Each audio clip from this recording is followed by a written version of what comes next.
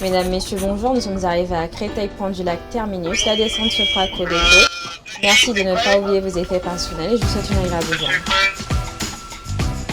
Aujourd'hui, c'est ma première journée de terrain où je vais être accompagnée d'un moniteur qui va m'expliquer la ligne, qu'est-ce qu'il attend de moi et savoir comment ça va se passer en général. J'ai une sœur qui est conductrice. Elle m'a montré un peu à quoi consistait ce métier, le train, et du coup ça m'a vite passionnée et intéressée.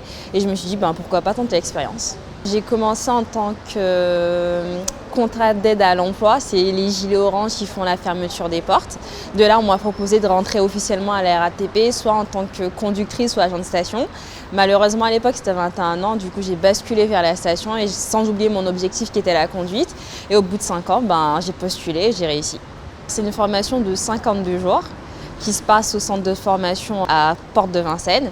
C'est assez intense, mais au bout d'un moment, c'est vrai qu'on a envie de craquer. Mais avec l'aide du formateur et de l'équipe en général, on se dit je vais y arriver. Au final, c'est pas impossible, la preuve en est, j'ai réussi.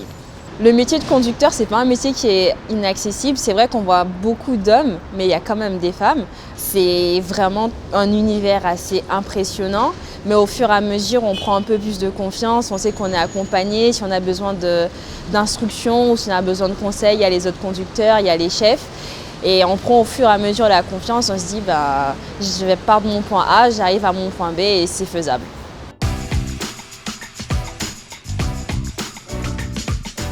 Les lignes elles sont choisies en fonction des disponibilités et des places.